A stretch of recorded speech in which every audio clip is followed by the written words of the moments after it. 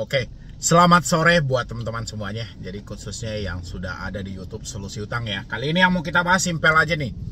Galbay di penjara, Galbay di proses hukum gitu loh. Ini banyak banget yang bertanya gitu. Bang, nanti kalau nggak ngangkat telepon pun juga di penjara katanya. Nggak ngangkat telepon pun juga diproses ke jalur hukum. Belum lagi WA, SMS, banyak kali pasal berlapis buat Anda. Ya, jadi buat yang baru gagal bayar pinjol, baru telat bayar pinjol, bisa didengarin ini sampai habis ya, tentang gagal bayar di penjara. Oke, kita kembalikan dulu ke aturan wajib menagih 90 hari. Harus dari sini dong, harus dari sini kita mulai.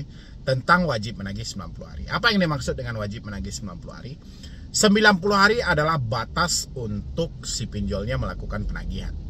Ya, tapi masih ada opsi lain, bahwasanya si pinjol bisa menunjuk pertama pihak ketiga, kedua mungkin lawyer. Kalau sudah urusannya lawyer, kalau sudah urusannya pengacara, otomatis ini akan masuk ke ranah one prestasi atau biasa disebut dengan jalur hukum perdata. Ya, kalau dengan pihak ketiga, itulah yang selalu Anda sebut dengan debt collector lapangan ataupun petugas lapangan yang akan berkunjung ke rumah. Ya, harus didasari dari sini. Oke, kita masuk ke topiknya tentang gagal bayar di penjara nggak? Gagal bayar di proses hukum nggak? Saya tanya dulu. Mungkin dari teman-teman, sejauh pantauan Anda, kalau saya ini sendiri kan, kalau Anda kan bisa bebas tuh, mau melalang buana ke channel ini, channel itu, atau media ini, media itu, terserah.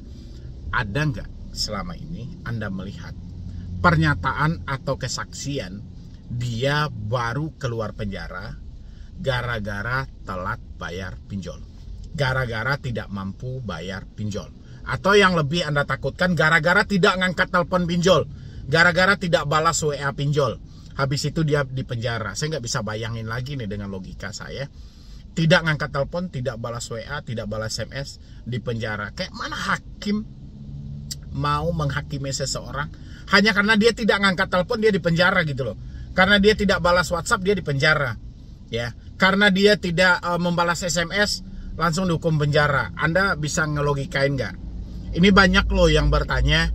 Saya nggak mungkin munculin, tapi saya tahu ini adalah dampak dari sebuah ketakutan, dampak dari sebuah kesetresan. Saya harap maklumin aja. Tapi saya pengen Anda mempergunakan logika Anda dengan maksimal. Coba sambil Anda nonton saya, masuk nggak dengan logika Anda, nyambung nggak dengan logika Anda? Nggak ngangkat telepon di penjara, nggak balas WhatsApp di penjara, mengganti kartu di penjara, nggak balas SMS di penjara. Kira-kira bayangan Anda, hakim nih ngetuk palu, tok, ya, terbukanya tata hukum pidana, ya, Anda di sidang. Terus hakim bertanya, silakan jaksa, bagaimana dakwaannya? Ya, bisa nggak Anda membayangkan kata-kata apa yang digunakan jaksa gitu loh? Ya, untuk menuntut Anda karena Anda tidak mengangkat telepon. Jadi ini nggak logis, ini nggak masuk dengan logika. Ya, itu yang pertama. Jadi itu sudah terjawab. Ya, kalau teman-teman sudah paham, sudah membuka logika dan Anda sudah mulai senyum-senyum di sana, berarti logika Anda sudah sampai. Ya, bahwasanya tidak mengangkat telepon, tidak balas WhatsApp, tidak membalas SMS, tidak ada hubungan penjara. Kenapa debt collector melontarkan hal itu, Bang? Satu, debt collector ini adalah petugas dan mereka adalah pesuruh dari pinjaman online. Kenapa debt collector bisa menekan Anda kalau Anda tidak angkat telepon akan dipenjara? Karena debt collector butuh konfirmasi suara atau jawaban Anda untuk mereka membuat laporan ke perusahaan. Kalau Anda mematikan nomor, Anda menghapus WhatsApp, DC mau bikin laporan apa lagi? Ya, sebenarnya itu aja sih. DC ingin mencari tahu kebenaran Anda aja, bukan di penjara, tapi bagaimana caranya supaya orang bisa bertahan, orang bisa membalas? Ya, DC bikinkan gimmick yang seperti itu. Ya, makanya saya suruh Anda cari tuh siapa yang sudah pernah dipenjara gara-gara tidak balas WhatsApp, tidak ngangkat telepon, dan tidak membalas SMS. Ya, habis itu tentang gagal bayar. Anda kira orang Indonesia ini sedikit yang masuk atau terjerat ke dalam dunia pinjaman online? Data 2021 Anda boleh lihat lagi nanti. Data 2021, Bapak Presiden menyampaikan 68 juta. Ini data 2021 ya, saya belum tahu updatean terbarunya 2022, updatean 2023. Kayaknya ini disembunyikan oleh OJK. Berapa sih total semua peminjam yang ada, itu kan nggak dikonfirmasi lagi. Yang dikonfirmasi cuman DKI 2,3, Jawa Barat 4, sekian, Jawa Timur 2, sekian. Yang dikonfirmasi cuman itu. Coba totalin seluruh masyarakat Indonesia. Presiden itu benar itu, menyampaikan 2021 total 68 juta yang terjebak dalam pinjaman online dan pay later. Oke. Orang menyampaikan 90% dari orang yang terjebak pinjol pasti akan gagal bayar. Pasti akan telat bayar. Hanya 10% saja yang mati-matian untuk menyelesaikan hal itu. Ya, sisanya nggak akan mampu lagi menyelesaikan. Kalau Anda bilangin 90% orang tidak gagal bayar, tidak mampu bayar, pinjol akan rugi, Anda salah. Ya, sebelum orang ini menyatakan tidak mampu bayar, sebelum orang ini menyatakan gagal bayar, tidak sanggup bayar, dia sudah lebih dahulu habis-habisan sama pinjol. Ada yang memperpanjang, ada yang menjual aset, ada yang menghabiskan gaji dia. Jadi makanya saya bilangin, walaupun 90% orang yang main di pinjol itu gagal bayar, tapi pinjol nggak akan rugi. Karena sebelum mereka gagal bayar, harta mereka sudah habis lebih awal. Ya, orang itu sadarnya menyatakan gagal bayar itu setelah tidak ada apa-apa lagi.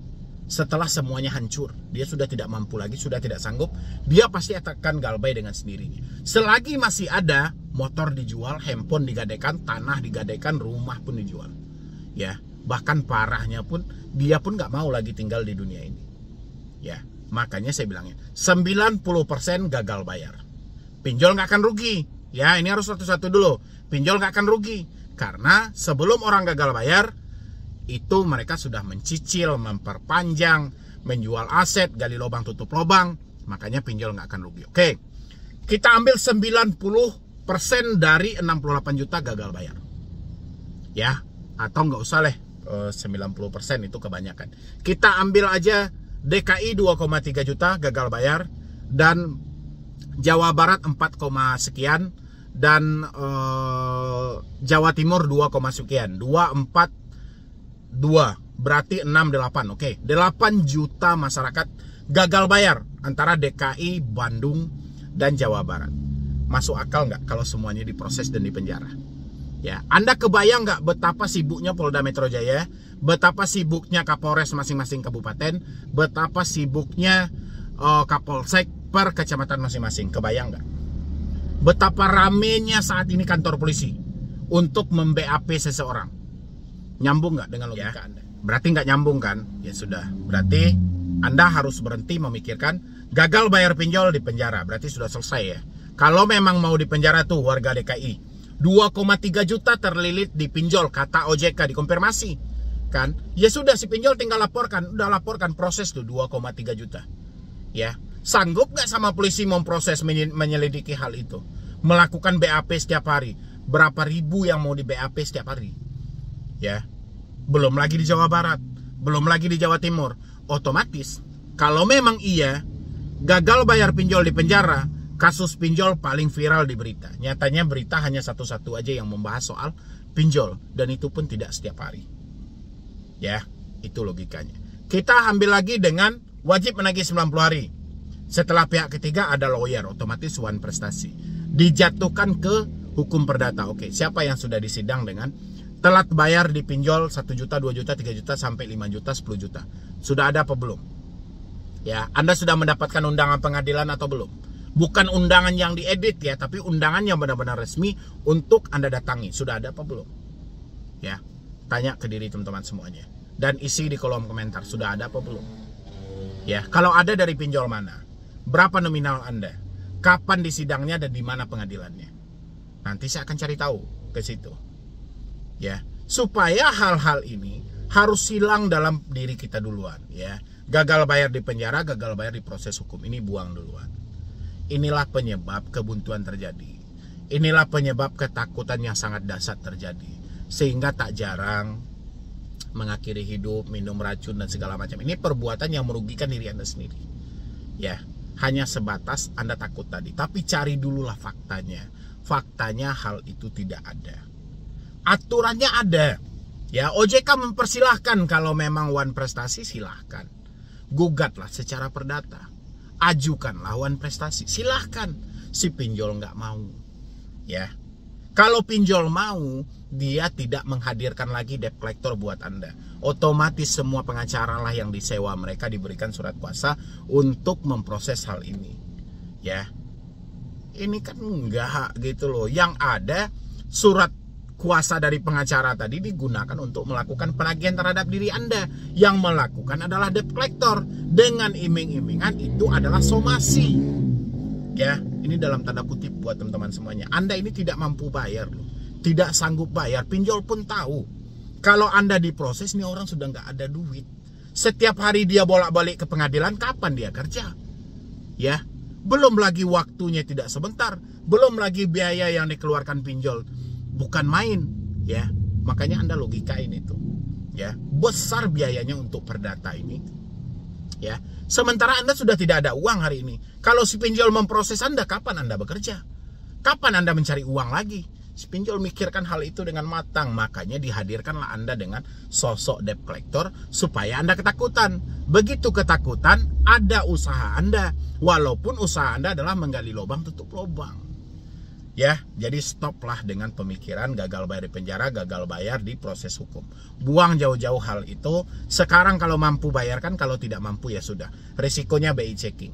Soal DC menagih, mengancam segala macam, mereka adalah pekerja. Kalau Anda nggak takut, pertahankan hal itu. Kalau Anda ketakutan, putus komunikasi Anda dengan pihak debt collectornya. Sudah selesai.